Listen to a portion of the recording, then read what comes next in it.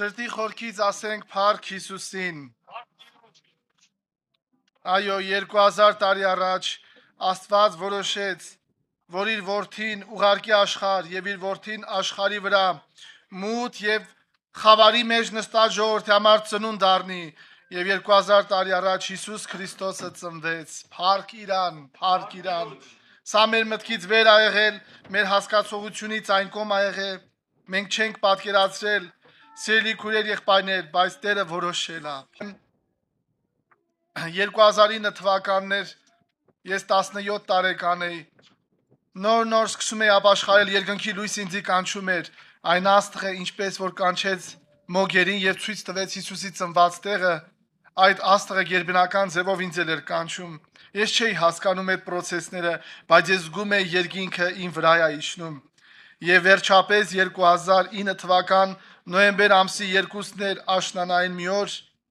Հիսուսը ծնվեց իմ սրտիս մեջ։ Եվ ես մի կատարյալ ուրախությամբ, մի խաղաղությամբ եւ մի ցնծությամբ լցվեցի։ Իմ սիրտը տրաքում էր ուրախությունից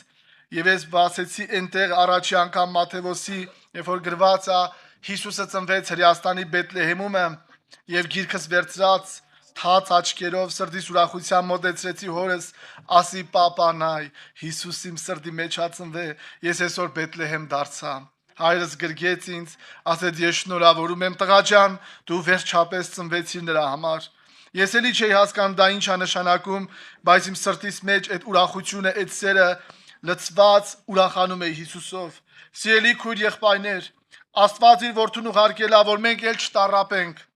Աստված իր որդուն ուղարկել է, որ մեր բոլոր հարցերը լուծվեն, եւ Աստված իր որդուն ուղարկել է, որ մենք հավիտենական կյանք ունենանք։ Սրա համար է Աստված իր որդուն ուղարկել։ Կարող է ոմանք երկրի վրա աղքատ ապրեն, ոմանք հացի մնան, այսպես ասած, այնպիսի մեծ շտեմարաններ չունենան, ոմանք ամբողջ կյանքի ընթացքում ոտքով քայլեն եւ այսպիսի շատ խնդիրներ, բայց սրա համար Հիսուս չի եկել աշխարհ, այլ եկել է նրա համար, որպեսզի մեր սրտի բոլոր հոգու կարիքը լցնի, սրա համար է ծնվել Հիսուսը։ Եվ ես ուզում եմ կարդալ Ղուկասի ավետարան 2-րդ գլուխ 8 համարի մեջ այսպես է գրված. Եվ այնտեղ ինչպես եղբայրը հիշեցեց այդտեղը գրված այսպես. եւ այնտեղ հովիվներ կային դաշտի մեջ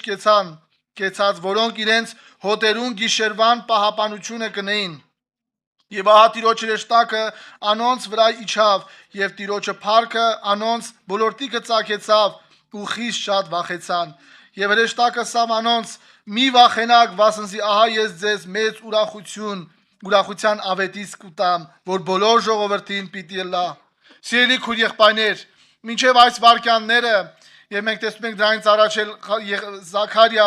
քահանան, երբ որ Տիրոջը հրեշտակը նրան էլ հանդիպես նա էլ վախեցավ։ Հետո դրանից առաջ ժամանակի առումով չեմ կարդա Մայրամին, երբ որ Տերը երևեցավ, Տիրոջ հրեշտակը,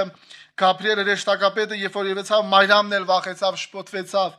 Ինչու էին վախենում? Որտեւ սրանից առաջ, սիրելի Աստծո ժողովուրդ, Աստծո հրեշտակները, որ իջնում էին երկրի վրա, միգուցե եւ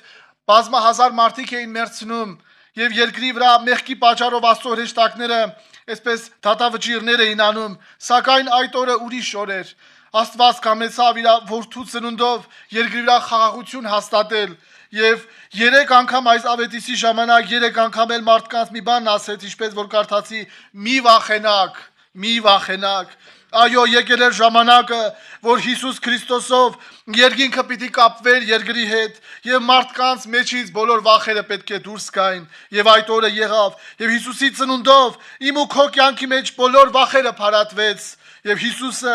այնպես արեց, Հիսուս Քրիստոս, որպեսզի երկինքը իջացնի երկրի վրա եւ ինձ ու քեզ հաշտացնի Հայր Աստծո հետ։ Դրա համար ինձ էլ ասում, քեզ էլ ասում այսօր, այս Սուրբ Ծնունդի փառքը նրանում ա կայանում, որ ես ու դու գիտենք այս խոսքերը եւ լսում ենք՝ մի վախենակ, վասնզի ահա ես ձեզ մեծ ուրախության ավետիս կտամ։ Եվ այդ օրվանից հետո, Հիսուսի ծնունդից հետո, բոլոր աշխարհի մարդիկ, ովքեր ընտրել են նրանք վախից այսպես ասած ազատ են եղել։ Այո, Տիրոջ ողորմությունն է մեզ վրա, որ նրանք, ովքեր առաջի անգամ են եկել, ովքեր որ դեռ Քրիստոսի մասին հիմա լսում են, նրանց համար երկինքը այսպիսի հրավեր անում եւ ասում է՝ մի վախեցեք։ Էլ չեք մեռնի, ես իմ որդուն եմ ուղարկել, որ հավիտենական կյանք տա ամեն նրան հավատացողին։ Սիրելի քույր եղբայրներ, եկեք ոտքի վրա կանգնենք, մի կարճ աղոթք անենք, որ Աստված մեր բոլոր վախերն ալուծել եւ երկինքը երկրի վրա կապել։ Ամեն։